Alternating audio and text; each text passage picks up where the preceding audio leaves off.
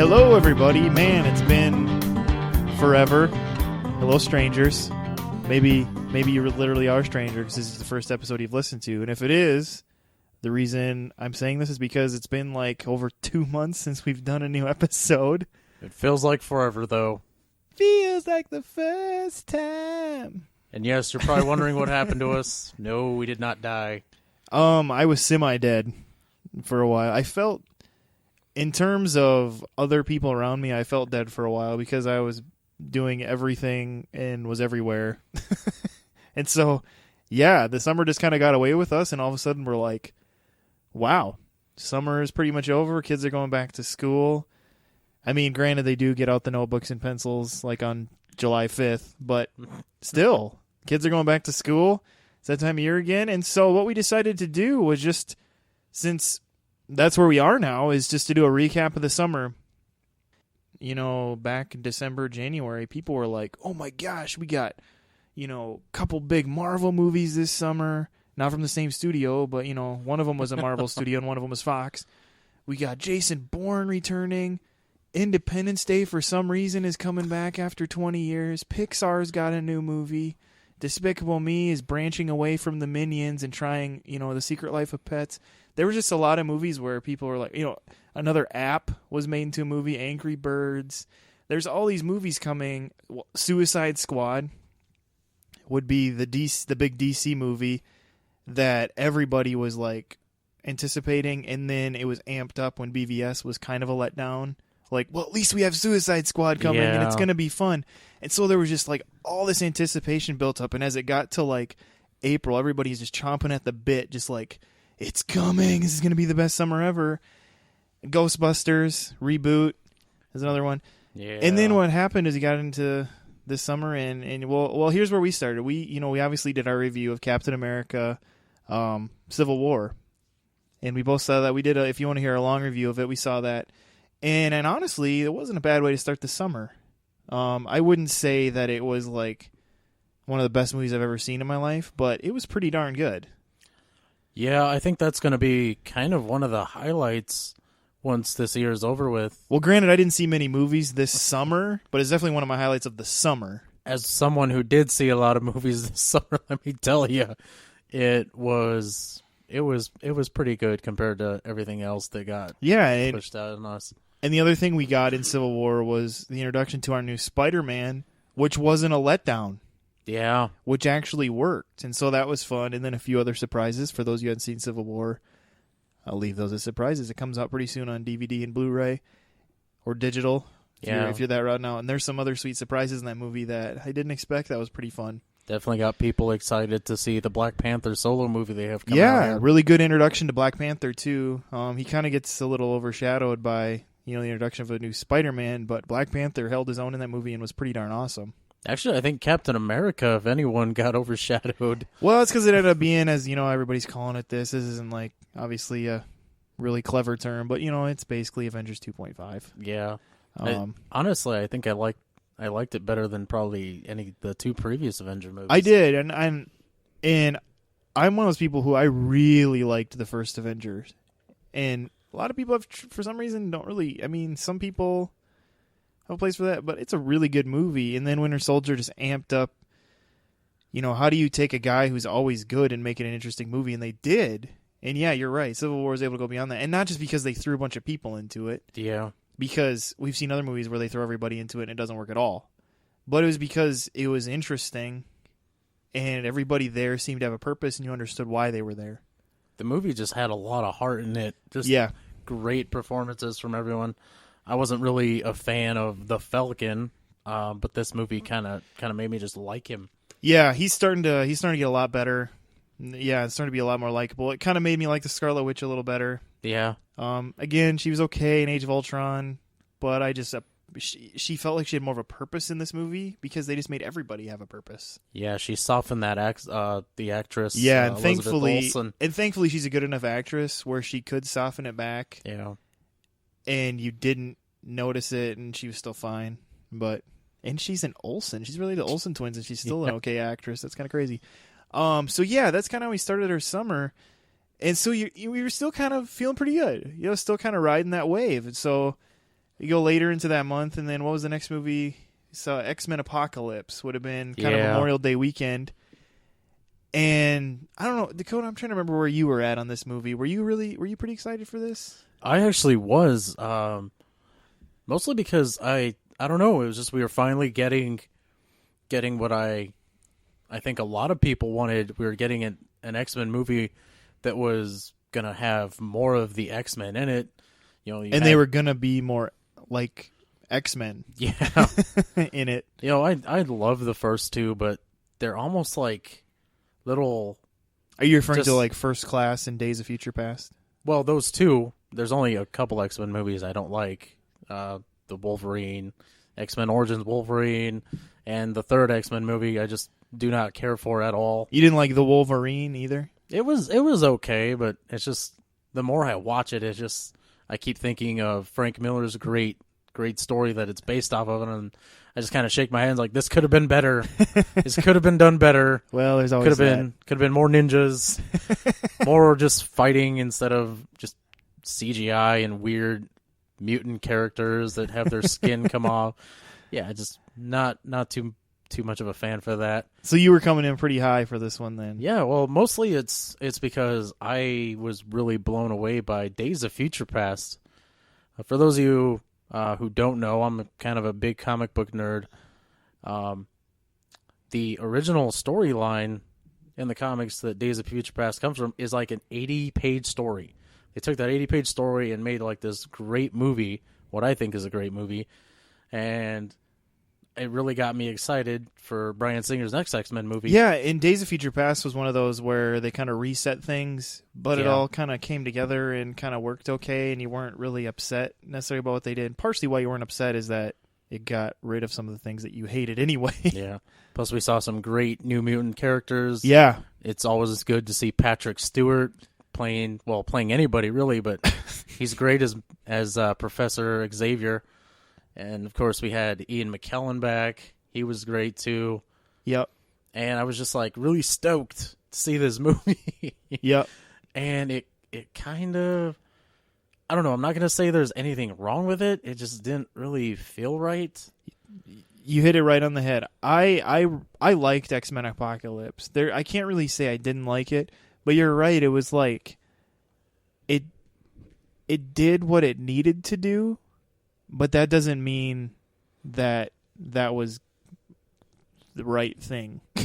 That seems weird because it hit everything, but it didn't really. It felt like nothing really upped, or anything, or it didn't transcend, or not transcend, but like extend and go bigger from the last one, and kind of build upon the universe and things like that. Yeah, I think the problem was they had just too many concepts, and they kind of, rather than trying to pick and polish them off for this movie, they just like, all right, we're going to do them all. We're going to do them all. I would agree with that because the Apocalypse storyline was really interesting. I like the idea of how he basically had just bought into the fact that he was God, Apocalypse had. And I think that storyline was really neat, and there was a lot they did with that. And you could still say it's the central focus of the movie, but you get distracted from it a lot by all these other things that are going on. Yeah. And maybe some of that you could say is like, well, they had too many characters. But, well, I mean, there's ways to juggle that and make that work. And so it's kind of like, and that's what I said, like, it's a good movie. It's just like, it just wasn't quite everything it could have been. And it got a little dull in spots. And I'm sorry, I'm not one that's really riding the J-Law train. I mean, I think she's fine in certain things, but she's just not the... I just think about all the other actors and actresses who have barely ever been nominated for an Academy Award, who are really good actors and actresses. And somehow she's been nominated like all these times and has won, like multiple awards for things. It's like, she's fine, I guess. You know what I mean? Yeah, to be honest. And it kind of, but what I'm getting at is, I know awards isn't everything, but in a way it is, because it causes her to be put up on these pedestals that I don't know if she's really deserving of. Yeah, I think the problem is Hollywood kind of looks at her like this very versatile actress who can do anything. Anything she's going to star in is just going to make that movie much better. But this Christmas is really going to prove that, because her and Chris Pratt are in that really weird sci-fi love story. Yeah. I think that's really going to show if those two can handle what everybody thinks they can. Yeah, but going back to what I said when we reviewed this movie at the time, I honestly prefer the original Mystique, who was played by Rebecca Romijn, to her Mystique. Mm-hmm. Sure, she didn't talk very much, but she pulled it off. She was just great. Loved it. She was more Mystique. Yeah. She said more with her body language than Jennifer Lawrence could after one scene from Xmen Apocalypse comes back to me is, well, we're not at war. And then her character says, well, or Charles says something like, we're not at war. And her character replies with, yeah, we're not at peace either. And it's like, if we're not at war and we're not at peace, then what is going on? I guess what I get at with her is more, even just the way she'd always say mutant and proud. It's just like, I don't know. She just like, I don't know, felt really weirdly phoned in or something. But anyway, it's a really tangent. Yeah. That being said, the wave was coming down. And we weren't even out of May yet, because it was like Apocalypse was fine, but it wasn't quite what we were hoping it would be. And then we come into June. Now, June was an interesting month because there was an app game movie, and then there was one of the most successful game franchises of all time movie, Warcraft. And what's ironic is I think, did the app game movie do better? Oh, although Warcraft did pretty good in China. Yeah, I think I don't know the box office numbers, but I think here in America, I think Angry Birds just knocked it out of the park, whereas Warcraft kind of struggled. And Warcraft is the one I went to go see, mostly because I was curious, and I don't know, the Angry Birds movie didn't really look all that appealing to me, although I was told, oh, it was great. Yeah, it seemed like one of those animated movies where it was kind of like, oh, it was good, but it just wasn't like Toy Story or something. Yeah, I also had a feeling like the story was just going to be kind of just ridiculous. Birds that were angry or were learning to get angry. So yeah, and then let's see. So, what one did you see in June though? You saw Warcraft. I did see Warcraft. And so where are you at with Warcraft? Okay. We didn't review this one, obviously, FYI. Yeah. To kind of start off, I wrote down all the list. We wrote down the list of movies that we saw personally, and I kind of, because this was such an uneven summer, I gave these just weird grades. Either 1 to 10 stars, thumbs up, thumbs down, A, B, C. That's how I. Sometimes, depending on the movie, you almost do have to change the grading scale, because it's like, well, it's hard to like put a letter grade on that, but maybe I could put a number or something. Yeah. For this one, for Warcraft, I gave it a C. Okay. The reason I did that is the movie starts off kind of from the point of view from the orcs, like we're learning what's going on with the orcs. Just if you're not aware, Warcraft steals a lot from Lord of the Rings. Yes, they do. Except you don't want to go against these orcs. They look nothing like the ones from the Lord of the Rings. But yeah, and kind of one of the problems I had with it was the main orc character. I could hardly understand him. I don't know if that's what they were going for, but he had just such a deep voice, and it was really guttural. He was telling the story of his people, and I was like missing parts of it. But honestly, the orc story in this movie was the best part of it. The weak part was the side of the humans. Because what happens in the movie is the orcs, their planet's dying. They done messed it up. It's like a desolate wasteland. And they find a way to travel to another planet. And this planet's inhabited by humans, dwarves. Yeah. So they go in there, they start their invasion, they start taking land, killing humans, all this other stuff, and the humans essentially are trying to stop them. Problem is these orcs are just giant just imagine like mini versions of the Hulk. So just a few of them could do more damage than a whole human army can, and that's basically the story, is just trying to stop these orcs. Gotcha. So is the movie a lot of battle then? Battle scenes? Yeah. Or is it a lot of political talking? There's a lot of both, and the problem was it long? It was over 2 hours. I honestly can't remember how long it was. Over 2, under 3 kind of thing? Yeah. Okay, gotcha. Not quite to the lengths that Batman v Superman was. But I don't know, maybe it was all the talking that felt long. But like I said, the story of the orcs kind of just made this movie. I was a little worried like we were just going to see like a lot of crappy CGI. Yeah. Because the movie was very CGI heavy. How was the CGI? Was it pretty decent? It was good. The trailers, it looked okay, but sometimes trailers can be deceiving. Yeah. But like I said, there was just too much talking, especially with the humans. They were debating on what to do. Though the dwarves in this movie kind of look kind of freaky. Like you wouldn't, you really would not want to be alone with any of these guys because they just look, slightly creepy. But overall, I gave the movie a C. It ended in such a way that it just completely set up like another movie, and that bothered me because it's like, why can't you just tell a cohesive, story, beginning, middle, end, rather than just leaving all these loose threads lying around? But yeah, that's why I gave it a C.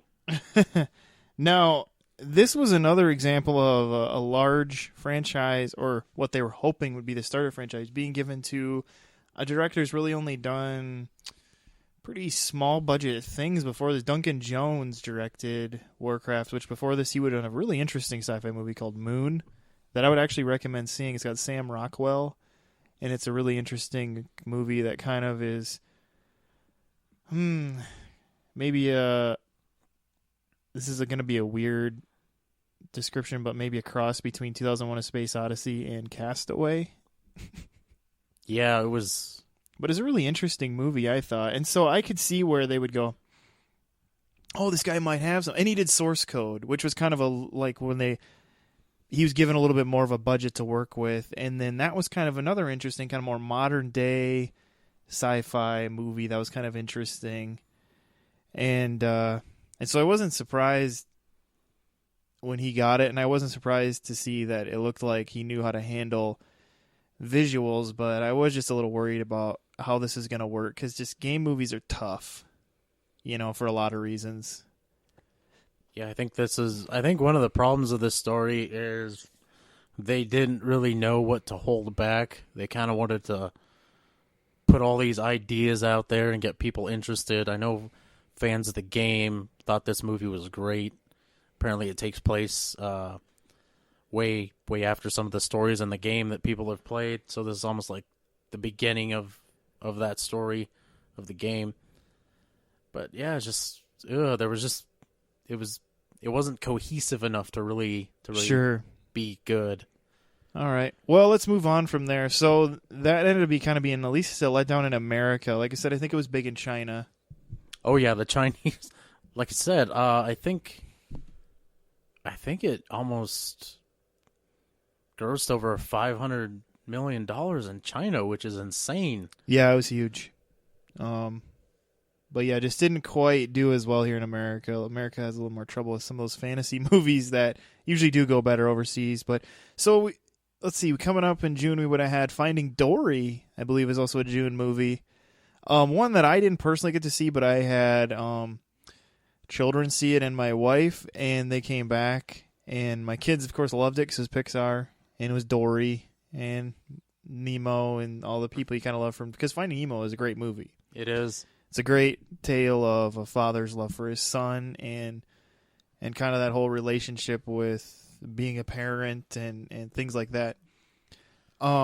It's funny you say that, though, because I went to see this on a Saturday night, and it was the theater itself was pretty big, and it was half full, and there wasn't a single child in the whole theater. I just thought that was odd.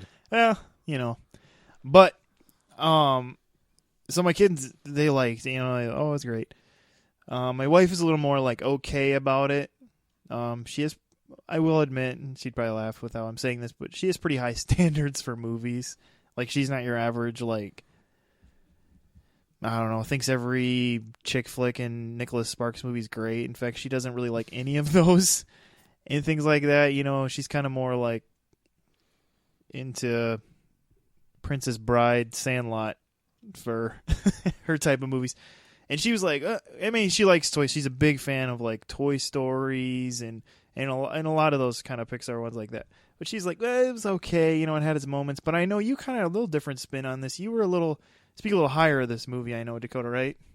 Yeah, I thought this movie was great. It starts off, you see Dory, and she's just a wee little fish, and she's looking for her parents. Problem is, she can't remember anything about them.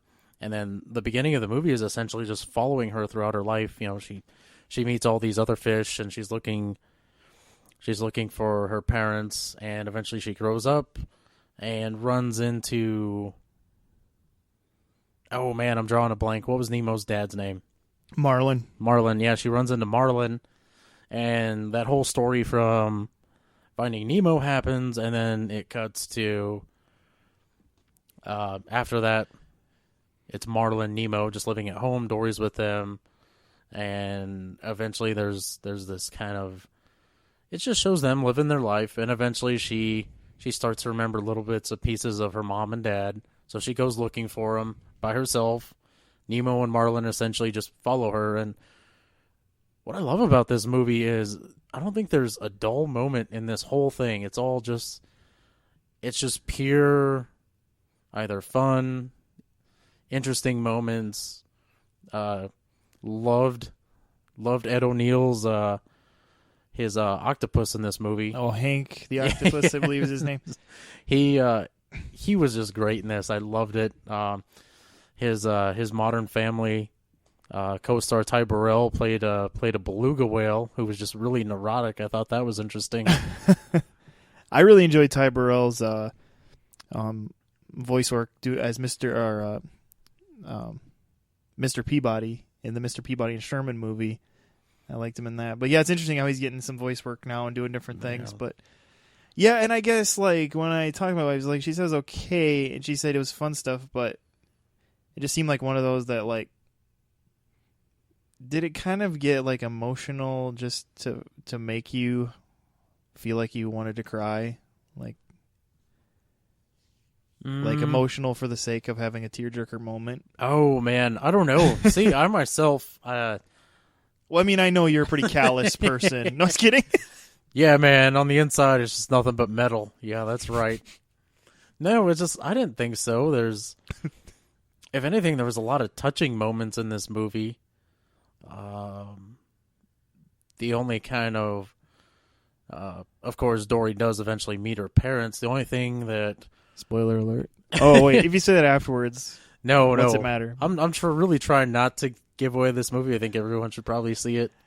Hopefully. Yeah, I mean, and that's the thing that's interesting about Pixar. Out of any of the companies that make animated movies, even their like weak ones are still like, yeah, but it's still watchable and you should still see it. Yeah. Like everybody was kind of down on Good Dinosaur, and then they're like, but you should still see it. But it seems like the only one everybody's like, don't see it, is Cars 2 for some reason. Yeah, I don't know why. But my only problem with I would say that about Brave, but people like that one. My only real problem with this movie was kind of the ending. Careful. Let's just say it involves there's a scene where an octopus drives a truck. Let's just say Dory ends up on a dinner plate. No, I was kidding.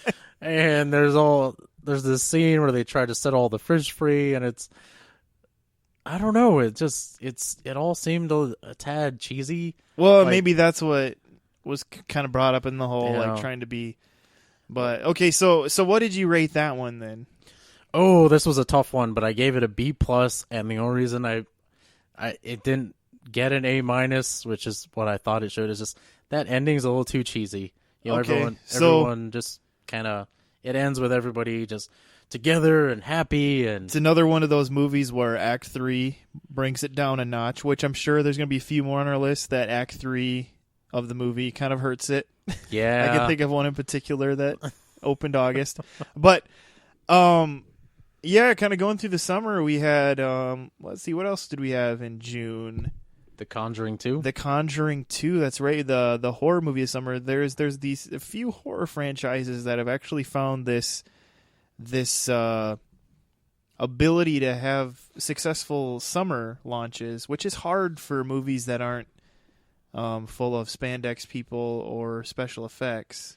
But Conjuring is one of those series that, because the first one was a summer movie too, and it was a hit. Oh yeah, it was and it helps huge. that these horror movies are made for $3, and I mean, Blumhouse and some of these companies that are making these horror movies now, they're figuring out ways.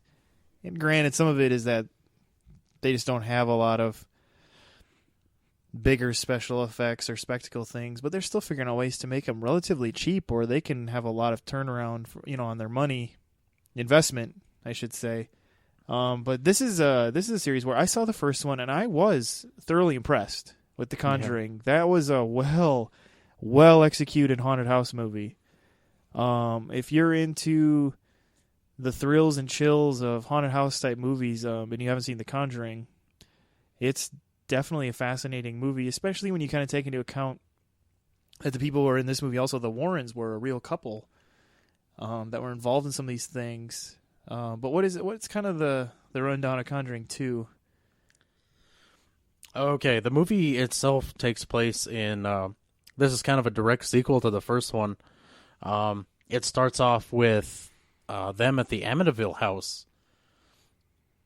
And it was kind of slightly referenced at the end of the first one. They say something like, "Oh, Father so-and-so wants us to go." Yeah, that's right. It is, isn't it? Yeah. And then we find ourselves at the infamous Amityville house. Which was a house that basically caused someone to want to kill their family, basically, is what was happening in this house. And it's kind of one of those nobody could quite understand what was going on. But there's, for something, I've seen the Amityville movies kind of done to death. The remake was just completely That's right, they remade that. This movie, however, the scene in the Amityville house is probably scarier than that crappy Ryan Reynolds Amityville house that came out a while ago. So this was really just like a way to have bring you into the story that wasn't even the main story of the movie. That even scared you. Yeah. Wow. And then after that, they decided to call it quits for a while on the whole ghost demon hunting thing. And then the movie just shoots right on over to England. They play the it's a little cliched, but they play the Clash's London Calling. And then we of course meet the girl who eventually gets who kind of comes under all these supernatural forces, and we meet her family. They're kind of living in this I can't remember the part of England it takes place in, but they're kind of like a down on their luck family. They're not doing too well financially, and the scares just kind of happen pretty quick. And then the whole movie just kickstarts from there. And one thing I'm not going to lie, I probably thought this was better than the first one. Some people out there are like, heresy, kill him. But you know what? I did. And it's only because, the first one was great. There were moments that just kind of made you want to pee your pants. But in this one, the director really, really tried a lot of new things. There's like new camera techniques, more practical effects in this that just scare the crap out of you. There's a couple scenes involving this thing called the Crooked Man that honestly just kind of made me grip the armrests of my chair a little too tightly just because of. And then when I find out that it was a guy in a suit, not like a CGI monster, that was a little more scary. That was after the fact, though. And then there's some scenes with this demon who looks like a nun, just creep the hell out of me. One thing I thought they did amazingly, and this is very hard to do, they made a horror movie with very little jump scares. Some movies, I'm looking at you, Paranormal Activity, are nothing but jump scares. That's all it is jump scares. Yeah, and that's kind of what I would say about the first Conjuring is, it still had its obligatory few jump scares, but for the most part, it just allowed the story to be what scared you. Yeah, and this one more so. There's, I think, just maybe a couple. There's a lot of and the thing about jump scares is they really... If that's what you're basing your movie on, you're going to find that a year down the road, nobody wants to watch that movie because, it's not scary because it's all jump scares. Yeah, if you're not familiar with a jump scare, it's somebody quietly maybe peeking down a hallway, and it's super quiet. There's no music, no nothing. Maybe the of the floor as they're walking. And then for about 2 seconds, because something flies across the screen or something, the music will go, Gee! And the person will jump, and then it'll be like they bumped into a roller skate or something. Most of the time, a jump scare isn't even like having to do with anything. It's just meant to just make you jump. Yeah. But it's not even. It won't even be something that has to do with anything. And they're annoying. Yeah. And then kind of back to the first Conjuring, one thing I didn't really like was the ending of it. Where the family comes together and they call the mother's name and the demon just goes away. I was like, that was a little weak. True story, though. Yeah. The ending of this one, though, is it's a little more cohesive. Some would say it's kind of cliched, but I thought it ended better. Like everything was kind of resolved. And I know people might say I'm kind of giving. I feel I'm a little flip floppy because I thought Finding Dory was a little too cheesy, but this one it makes you feeling like a little better inside, even though you just sat through a 2-hour movie that scared the crap out of you. It kind of eases you. It kind of eases you off all the fear. Now, did James Wan direct this one also? He did, and after seeing this, I just got to say the guy is like a master. He is. Now, those of you who aren't familiar with James Wan, he started dipping into other things now. Like he did Furious 7? Was it Fast 7 or Furious 7? Furious 7. He's the one who directed that one, right? Or did he do 6? No, I think Justin Lin did 6. I think he did the most recent one. Okay, yeah, and he kind of dabbled now in action stuff, but where he got his start was he was kind of one of the co-writers and director of the very first Saw movie. Not only the first one, I want to make that very clear, because I think the first one is light years ahead of the rest of that series. And I think that was the beginning that was him like basically just coming out of being a film student, and you really saw that this guy had something special. Yeah. And he's been proving himself over the years. And I think now that he's dabbled into things that aren't horror, he's proving that he just seems to be a capable director. Yeah. Which is interesting, because you see him and he just looks like this just little dude, but he must just know how to handle a movie, because even if you don't really like the movie he did, I mean, he's pretty capable. So, yeah, that's interesting. I figured he must have done this one too. And so where are you at with, what did you kind of grade, what did you grade The Conjuring 2 at then? That and its clever title, Conjuring 2. I actually gave it an A-. A-? Wow, okay. I know, that's kind of high, but... What would you give The Conjuring, just as a gauge between the two? Solid B. Okay. Solid B. So you put this above... Well, Kirk, you did say that, I guess, that you put this one above The Conjuring. So you give Conjuring a solid B, and this one an A-. So there you go. That's the word from Dakota on the Conjuring series thus far. I'm guessing there'll be another one in that series, or maybe another Annabelle-type spin-off with the creepy nun or the crooked man or whatever. Who knows? Yeah. Hopefully he does do another one, because I think he's just great at these movies. Yeah, he's, like I said, he's just a capable director. Let's see. So now we're kind of... What else can we talk about for June? I think that was it for That might June be it. movies. We kind of come into July, which would be Independence Day Resurgence. Independence Day Resurgence is what I would call a movie that's about 19 years too late. What happened was... And a little Will Smithless. Yeah. What happened was Roland Emmerich has said for years, and when I say years, I mean years, that he's wanted to do more Independence Day movies. And they just never got off the ground. In the meantime, he made... all the schlockfests as 2012, Day After Tomorrow. My personal least favorite, 10,000 BC, which was just, that was, I don't know, was that the most abysmal in your opinion? 2012 was pretty bad, though, now that I think about it. Oh, man, at least when you like watch, apples and oranges there. Yeah, but at least when you watch 2012, it's just humorous how dumb it is, whereas 10,000 BC wasn't even fun to watch at all. Yeah.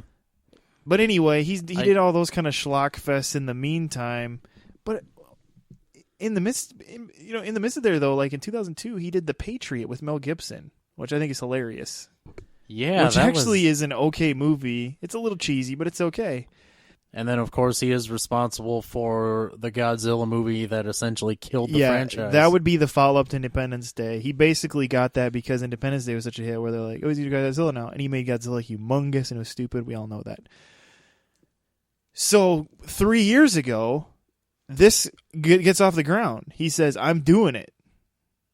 Oh, and he did Olympus Has Fallen more recently, too. I forgot about that one. Well, anyway, not Olympus Has Fallen. The one that was like Olympus Has Fallen. White House Down. White House Down. He did White House Down. Sorry, Antoine Fuqua. He did White House Down. Essentially the same movie. Yeah, really. They were another one of those two movies that are really similar, close together. Anyway, 3 years ago, he says, I'm doing it. And it's going to be a new trilogy. And I'm like, what the heck? Well, then all the rumors started. The first rumor was that Will Smith was going to come back and he was going to be president. I remember that was one of the first rumors. Yeah. And then as time went on, Will Smith was just kind of rumored to be attached. Well, then all of a sudden, when I got around to actually filming, Will Smith was nowhere to be seen as being attached to that movie, and he said so.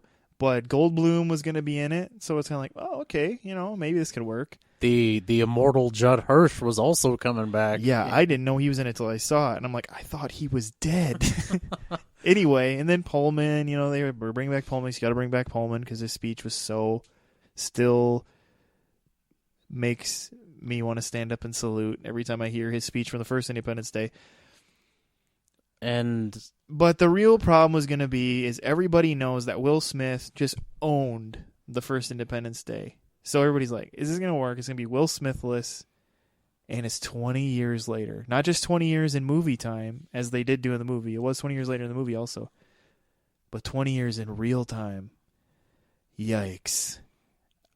Is it too late? Now, for Mad Max, that ended up, 30 years later, they made that work. Yeah. Kind of having a follow-up. Did it work for Independence Day Resurgence? Well, let me tell you. First off, your other leads you bring in are Liam Hemsworth. That's all I got to say about him. And some girl who was the president's daughter, but it wasn't the same girl who played the president's daughter in the first one. I don't know. She was in It Follows, I think. And then they brought in a new guy to be Will Smith's son. We're like, well, it's not going to have Will Smith, but it's going to have Will Smith's son who's going to be a cocky pilot now. So you kind of do that too, because it's like, I am not feeling good about this movie, but maybe. Because what happened is they released that first trailer, and you're kind of like, maybe, because there were certain things that seemed like it could work. But let me tell you, nothing really worked. Yeah, they brought back Vivica A. Fox's character. Well, for a whole 3 minutes. You find out she had become a doctor. Go her. Because of that scene where she drove a fire truck in the first one. Made her get all medically. Brent Spiner, for some reason, his character was still alive. He was in a coma for 20 years. Which made no sense, because last we saw him, he looked like he was dead. Well, and then they kind of do a tidy little, without telling you flat out in the movie, that, when they grab you around your neck and strangle you, they don't kill you. They just use you as a vessel to talk. Yeah, and then, to make matters worse, we saw way too much of Commander Data in his underwear. That was unnecessary. That's still Brent Spiner. Yes. He wakes up out of his coma and walks around not knowing that, of course, everybody knows the back of those robes are open. Anyway, the Goldblum, of course, was in this. So it's like, okay, can the Goldblum save this movie? No. Because he's barely the Goldblum anymore. He's becoming a Shatner. Yeah, he was trying to do all these nervous little ticks. He knows what the Goldblum is, and so he tries to be the Goldblum instead of being just himself, which is Jeff Goldblum, which is exactly what Shatner does. He's like a caricature of himself. And it was just kind of annoying in this movie. Yeah, he didn't seem like the trailer made it seem like he was still essentially the same person, but in the movie, and that's why wasn't. And that was another thing that made me optimistic, is that it's like, okay, maybe the David Levinson character, we can grow with him. He's the director. He's helped use the alien technology to further the Earth. You know, the Earth is working together a little better now. And the movie's basically like Revenge of the Aliens. They come back and they're bigger. You know, they're badder. They're bigger and badder, of course. But it was just like nobody in the movie, you didn't care. That was my problem. Is like, I don't care. I don't care about anybody. I didn't care about anybody. Yeah. I didn't even care about Bill Pullman, and I loved him in the first movie. The problem is they tried to have Chris Hemsworth essentially play... No, Liam. I'm sorry, Hemsworth. Liam Hemsworth. Chris wouldn't be in this movie. Liam Hemsworth was essentially playing the same character that Will Smith played, except this time he's flying like a ship that could go into space. Actually, I found Liam Hemsworth to be closer to trying to be Tom Cruise from Top Gun. Yeah. Like, I can just fly around and do whatever I want. You can yell at me, but whatever. Yeah, the whole... Oh, man, I don't know if it was just a bad script or what. But... And then what happened was 20th Century Fox still had enough confidence in this movie to let Roland Emmerich leave the ending the way it was, where they basically, whether you like it or not, have set up a sequel. They should have put that after the credits just in case this didn't work out. Because it was like, I don't know. Oh, and then there was this accountant character or whatever he's supposed to be that's like, why are you here? And he was annoying. Yeah. And they kept taking him places with them. Yeah, it was just... He wanted to be... for some reason, he decided halfway through this movie... He wanted to quit being a coward and to be a soldier. Oh, just a misfire. This movie, misfire. And there's one word in misfire you should use about this movie. Miss it. Don't see it. It's just sad. It was still trying to be popcorny, and you could say it's still popcorny, but not a good popcorny. Moving on, as they say. We had some other movies I know Dakota saw in July that I didn't get a chance to see. Oh, yeah, I did. I saw Jason Bourne. Jason Bourne was another one we both saw. Highly anticipated for me. Especially after the somewhat underwhelming Jeremy Renner attempt to have him kind of be the new Jason Bourne. Yeah, that last one is to this franchise what Tokyo Drift is to the Fast and the Furious franchise. It's like, why? Yeah, trying to make it was they were both trying to do the same thing. Like, let's branch this brand into other things, like anthology type things, which Cloverfield has now done successfully with 10 Cloverfield Lane. So far, their anthology type idea is working, where it's like it's in the same world but not the characters type thing. Okay, so Jason Bourne, were you going in pretty excited for that one, weren't you? I actually did not see this movie. You didn't see Jason Bourne? No. For some reason I thought you did. Okay, well I saw this one. Well, this is an interesting twist. One I saw that you didn't. Sorry guys, but the girlfriend didn't really think this movie looked too good. And when I had the chance to go on my own, I didn't go see it. This movie, I was going in just ready. I was just ready because I liked the other three Matt Damons. I just thought it was progressively getting better and better. The story was just growing and growing. And this one was just going to continue that story. Obviously, some time had gone by. But what this movie ended up being is, I don't know if a lot of you remember, there was a fourth Jaws movie. And it's where the classic slogan came from, this time it's personal.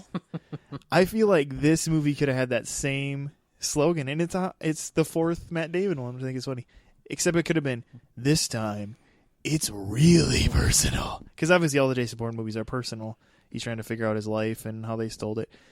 But this one, it was like it was so him trying to dig into what they did to him that it ended up kind of slowing the movie down a little too much to where you didn't quite keep the pace that you expect from Jason Bourne movies, where you're like, okay, well, that's fine as long as it's interesting. And this movie, it was interesting, but not always interesting enough. It didn't really go anywhere too exciting. There's a lot of elements I did like about it. Like, I guess it did further his story in ways, but it just wasn't, I don't know, it just wasn't quite. It left you wanting more? Yeah, it left you wanting more, and you going, well, there was a lot there where they built on him. And I think maybe it's that I was just going in expecting, like, what I expect from Jason Bourne movies. This is what I expect. That you have a really good story, but it's, like, frenetic. The whole, you're just like, you're moving the whole time. Boom, boom, boom, boom, boom. But even though you're moving the whole time, it's not Michael Bay where it's just mind-numbing that there's still story in it. Whereas with this one, it got so heavy into the story that it just didn't move very much. And it was like, is it because Matt Damon's old now and he doesn't want to run and jump anymore? But I don't know. It just kind of didn't quite have that. Now, I'm not saying it's a bad movie. It was still a very entertaining movie, very interesting movie. It just wasn't what you were hoping it would be. So it's like, I don't know, I guess welcome back, Jason. But if you do another one, can you try a little harder? I don't know what to say. But I mean, like I said, it's still interesting, which is why I would still probably give it like, I don't know, B-. But this is coming from the other three, which I would give in the A's easily. Yeah. Whether it would be just an A or an A. Well, I don't know. Maybe a few might even give an A+.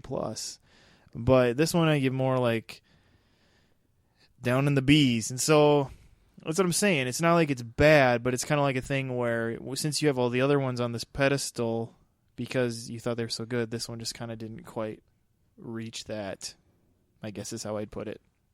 But, so yeah, that was a July movie. Now, one I didn't see that Dakota did see would be Star Trek Beyond. Now, yes. This was an interesting movie. This was the first one where J.J. Abrams wasn't going to direct it. Simon Pegg wrote it. And the trailer left everyone going, oh no, it's going to be Fast and the Furious in space. The problem was that, yes, Justin Lin did direct this movie.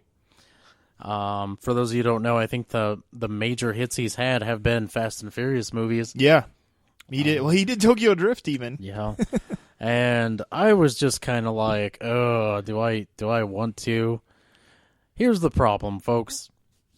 Whether this movie was going to suck or not, I was going to see it. Because back when I was just a young boy, I think I was like in the third grade, maybe. I had started watching a little show called Star Trek Enterprise. Loved it. Loved it so much that I actually started getting into the old Star Trek. Star Trek Enterprise, as you don't know, is a prequel to the original series. Yeah. But Next Generation loved it. Deep Space Nine loved it. Voyager, it was okay. I guess I've seen worse TV shows. It honestly didn't set the bar very high. I thought it ended on a great note. Like the show went out like the last episode, which was, it could have been its own movie and the movie would have just been phenomenal. So Voyager had that going for it. Catherine, some of the actors on that show were pretty good. And then for some reason they decided to do like the ultimate prequel, which was Star Trek Enterprise. And that took place, like 100 years, I think, before Kirk was supposed to have been flying around the galaxy. And that one I just could not get into, so I kind of gave up on it. And I came back towards the end of the third season, and I was like, wow, this is a completely different show. You guys didn't know you were going to get a history of Dakota's Star Trek relationship, did you? You just never know what's going to happen on this show. Yeah, and then the fourth season I thought was actually great. Like, yeah, Star Trek is getting great again. And then they canceled it. And I was like, well, I don't know if you guys remember this, but once upon a time there was a television station called UPN. And I actually do remember that. And the WB. They came together to form the CW. Unfortunately, a lot of shows on both networks, except Smallville, because that was the real moneymaker. A lot of shows didn't survive, and Star Trek apparently was one of those casualties. And I just felt bummed out because they had plans to go bigger in the fifth season of the show. And here's why I'm giving you this little history lesson. There's kind of some nods to Star Trek Enterprise in this movie. I will say this: the villain, who's this alien named Krall, we find out he's actually a blast from Starfleet's past. Like, he has a vendetta against Starfleet, and that's really why he attacks the Enterprise in the first place. They have this artifact that he wants, and you find out that he came to this planet, found all this ancient alien machinery, those little needle-looking ships that you saw in the trailer are essentially just drone ships that he pretty much controls. And the whole story, I wasn't really expecting this. Had a lot of emotion in it. We start off with the Enterprise out there exploring deep space. We see Kirk, space, the final frontier. We see Kirk trying to negotiate some peace talks with these aliens, and it goes completely wrong.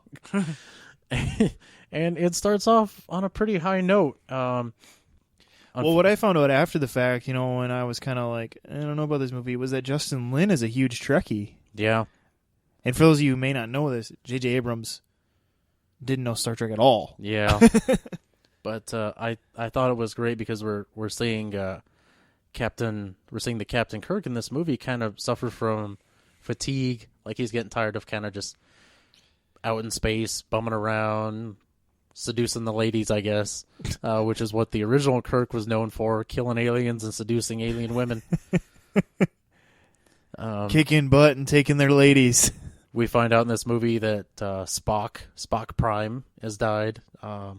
We got there's some great moments of... Which, mostly because Leonard Nimoy died in real life. Yeah. We saw some great moments with Spock's character kind of adjusting to that. And then both Spock and Kirk eventually kind of make this decision that they're going to just leave Starfleet. Or not Starfleet, but leave the Enterprise. And then that's when the action kind of kicks in, and we have Krall show up with his ships. To be honest with you, I never really loved these recent Star Trek movies as much as I did the older ones. Yeah. Until this one. And okay. there's a moment where we see the Enterprise, of course, you saw it in the trailer too, just getting destroyed by these drones.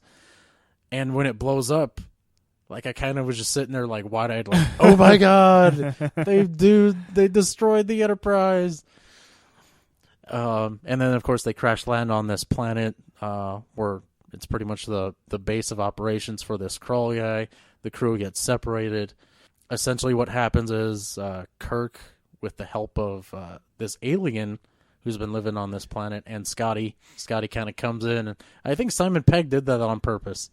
He had his character kind of just really shine, especially in the later part of this movie.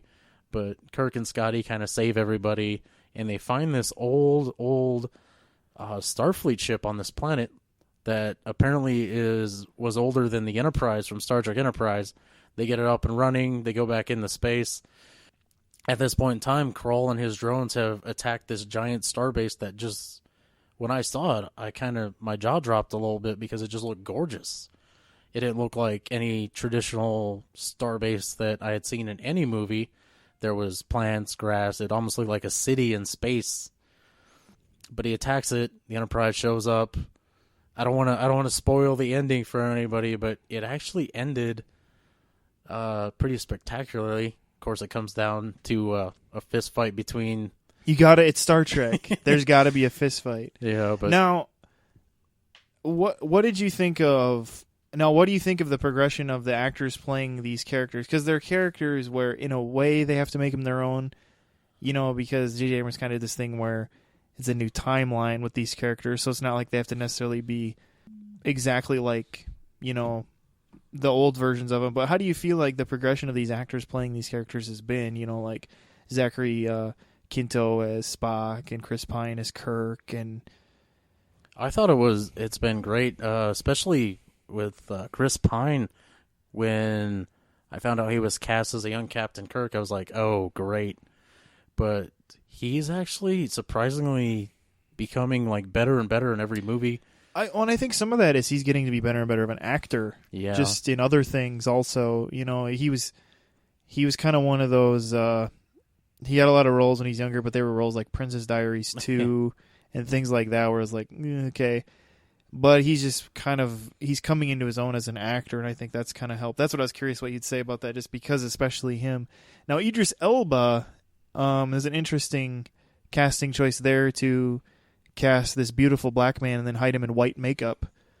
I'm not saying anything there. I'm just saying. No, I was kidding. How did he do? Did you like him as the baddie? I thought he was his character or of all misunderstood baddie, possibly. His character was pretty interesting. Oh, there was a couple things about this movie that bothered me. But like I said, I thought it was pretty enjoyable overall. And one of the things that did bother me was he's looking for this artifact, and when you find out what it does, it's kind of one of those things like, okay, doesn't really make any sense, but all right, we're rolling with it. Okay. So what would you grade Star Trek Beyond? Where would you put that one in? Star Trek Beyond, I gave an 8 out of 10. 8 out of 10. That's a pretty high score. Yeah. So Dakota really liked that one. I didn't get a chance to see it. I had to make a choice. And I'm glad, just for our podcast sake, I'm glad I made the choice I did. I was like, okay, I can either go to Jason Bourne or Star Trek Beyond. And I was just so excited for Jason Bourne, I had to go to it. And so it kind of worked out well for the podcast. So I was able to give my thoughts on that. But I think just based on the fact that we've hit like the hour mark now, that maybe we should just touch on one more. There's one more specifically we really need to touch on, because this was one that everybody was like, this could make the summer. Okay, we're coming through the summer, and it's kind of like has its ups and downs here, but Suicide Squad is going to fix it all. It's going to be the Guardians of the Galaxy of the DC universe. It even came out at the beginning of August, just like Guardians of the Galaxy did 2 years ago. Dakota, did it do that for you? It came out in August. It sure did. Okay. Oh, this is a pretty slippery slope when we talk about. I think most Suicide people Squad. kind of understand Suicide Squad. Everybody's kind of talked about a lot at this point, so maybe we don't need to worry about hitting all the story points. But maybe let's just talk about where you were with what this movie did. Honestly, if that's how we're going... Because I know you were excited for this movie. Yes. Oh, he's been excited for this movie for like 2 years. Yeah, as soon as they announced that this movie was getting made, I kind of did a what? First off, Suicide Squad has kind of become the theory of it anyway, has kind of become popular recently. This isn't even the first Suicide Squad we've seen, live action wise either. They showed up in Smallville, Arrow, of course. DC had an animated film that was... Assault on Arkham. Yeah, that's a good one. Pretty great that showed up, came up not too long ago. Yeah, Assault on Arkham, if you haven't seen that, it's a really good animated movie. If you're okay with watching a cartoon, it's really good. In fact, a lot of the DC animated movies are really good. If you haven't given those a chance and you're like, oh, I wish I could have Superman the way he is, I would go to those. If you want the Superman you like and you kind of don't know about this brooding one, the animated movies are really good. Yeah. Most of them are anyway. Okay. We're gonna start from the top down on this one. My expectations probably for this movie were so high that they probably were never gonna get met. But you went into that knowing that because as somebody who knows Dakota, as a friend of Dakota, I know that he knew that there was no way they could meet all his expectations. But yeah, there were moments about this movie that I could say this genuinely that I loved.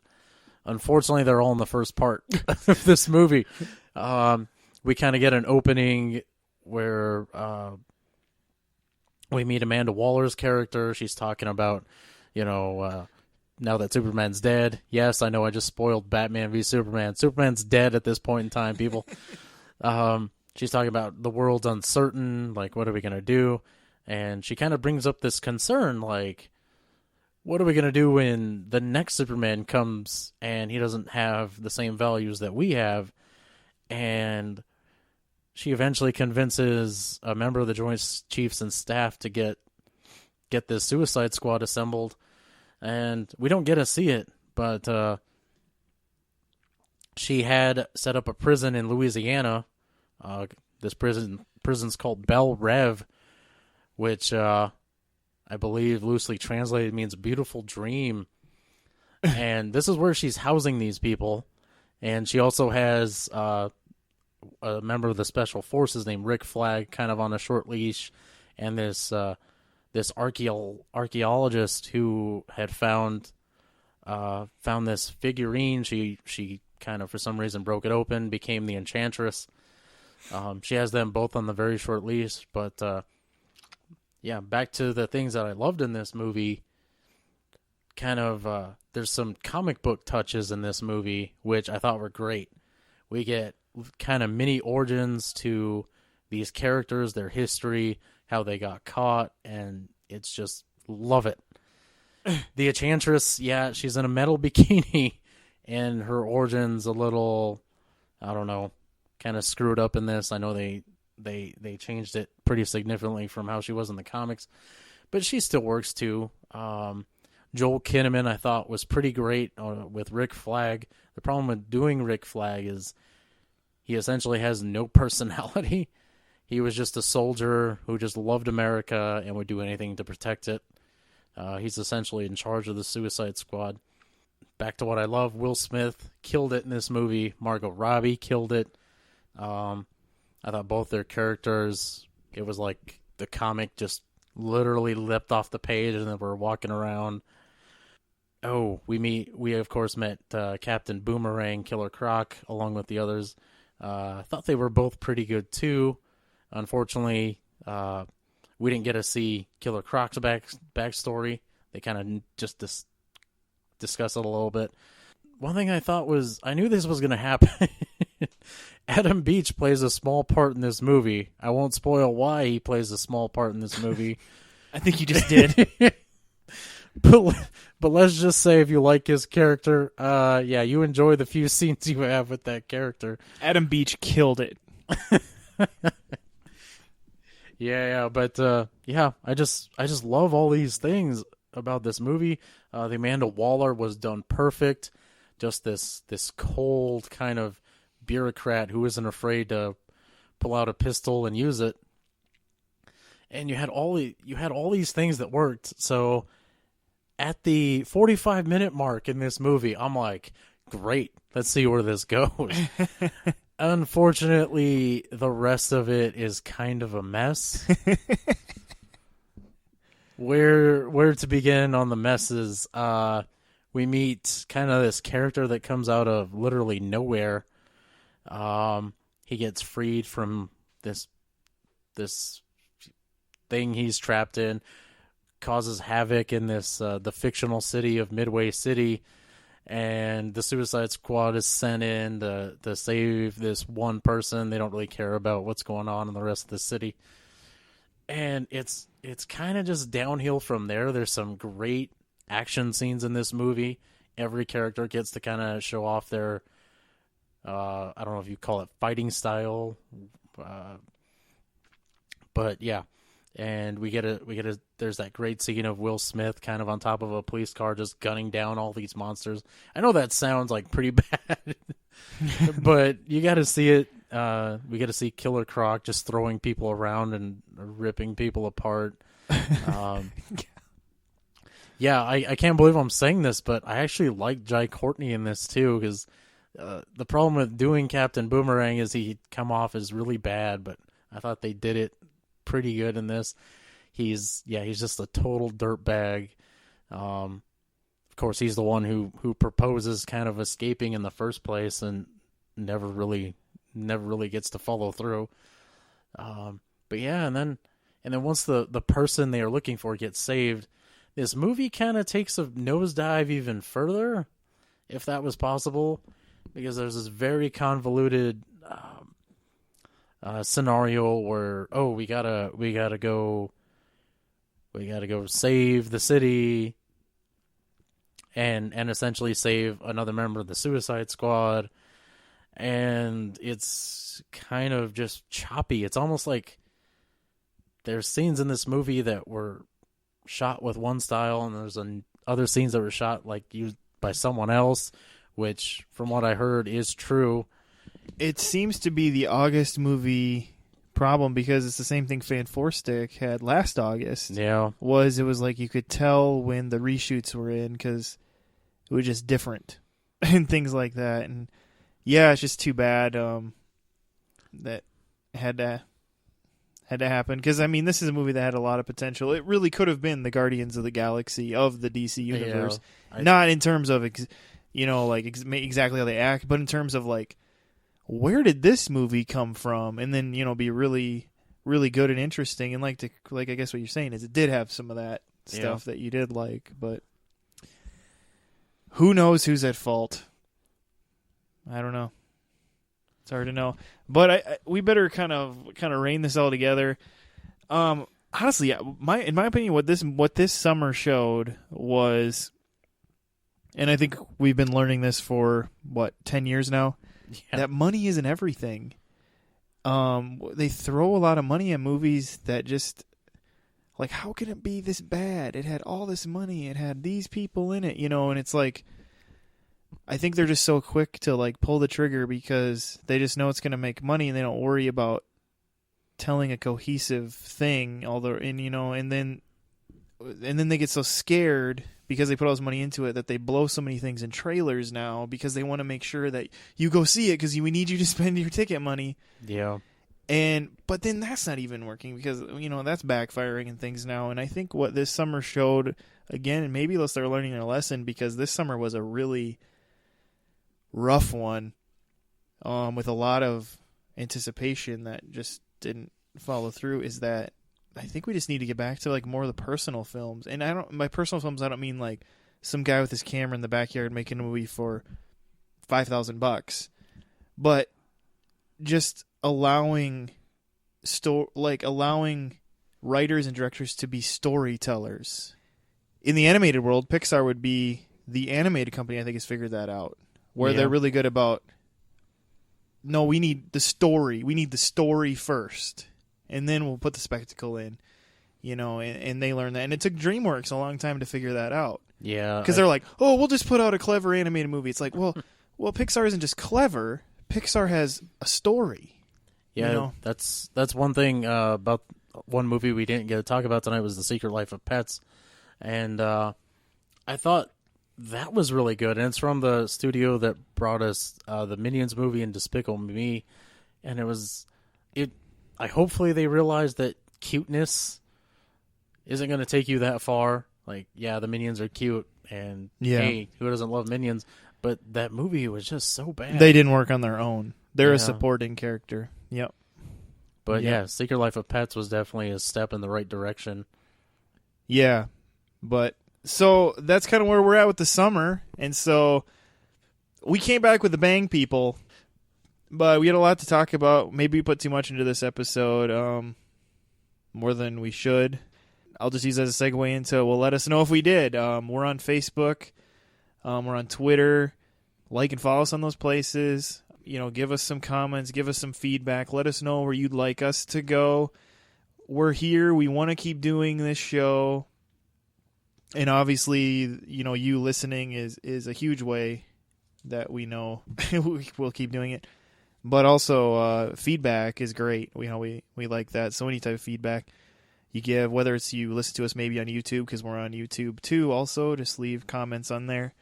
But hopefully you're doing those things and keeping up on us. And obviously we put on movie news too. But movie news is everywhere. But we're just another place you can get some of that. So yeah, I think with that we'll close out this summer recap episode. So we'll catch you later. Catch you sooner than later, I should say. Hopefully not have a huge gap again for a while. But with that, this is Steven. And this is Dakota. See you later.